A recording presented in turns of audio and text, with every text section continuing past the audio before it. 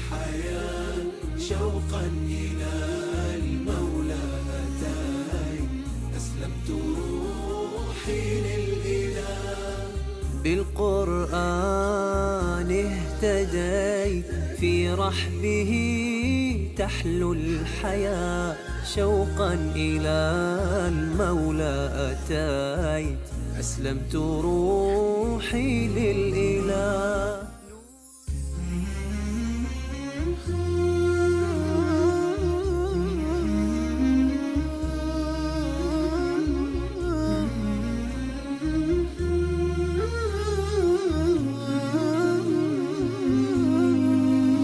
Je m'appelle Shakir, je suis français, j'ai 25 ans, je suis musulman depuis 4 ans. Je me suis converti à l'âge de 21 ans, en Égypte.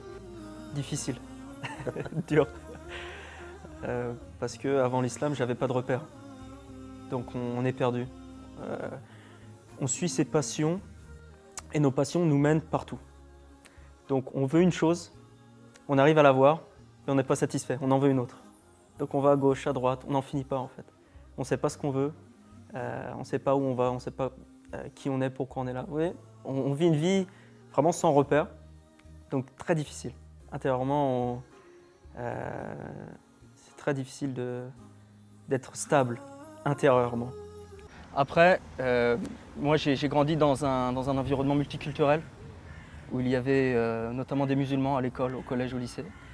Et j'ai notamment beaucoup fraternalisé avec des amis musulmans. Et il y a une étape entre le lycée et l'université, c'est que je suis parti au Maroc pendant 3 semaines. Et je pense qu'il y a eu vraiment un déclic quand je suis allé à l'université. Parce que là, j'ai quitté le cercle familial. J'étais seul, j'ai rencontré d'autres personnes. Dans le sens positif du terme, j'ai absolument pas ressenti de traumatisme d'être seul dans un dortoir à l'université, mais on rencontre d'autres gens. On se sent plus libre de lire d'autres livres, peut-être sur l'islam. Et donc c'est à ce moment-là, c'est vraiment la première année à l'université que j'ai commencé à lire sur l'islam. Beaucoup de choses que je ne comprenais pas.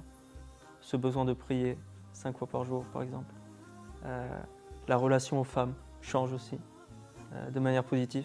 On montre plus de respect, on est plus pudique aussi. Et c'est des choses que je n'arrivais pas à comprendre avant.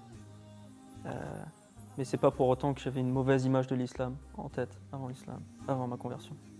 Donc je me suis mis à m'intéresser d'autant plus à l'islam, encore plus qu'avant, à lire le Coran, à discuter avec lui, avec d'autres amis à côté qu'on avait rencontrés au Caire. Et donc là, petit à petit, vient cette certitude en moi. C'est-à-dire après avoir lu le Coran, après m'être posé les questions, et après avoir trouvé les réponses surtout, je me suis dit, voilà, là, j'ai envie d'avoir cette expérience de l'islam. J'ai envie de faire la prière. J'ai envie de voir ce que ça fait d'être musulman, de vivre comme un musulman, avant même de prononcer la shahada. Le Coran, je l'ai approché au dernier moment. Peut-être les derniers jours avant de faire la shahada, c'est à ce moment-là que j'ai approché le Coran, subhanallah. Parce qu'avant, j'avais lu différents livres autour de l'islam, introductifs à l'islam, mais pas le Coran directement. Mais ma conversion, et je pense la conversion en général, c'est pas quelque chose de direct, c'est pas quelque chose de net.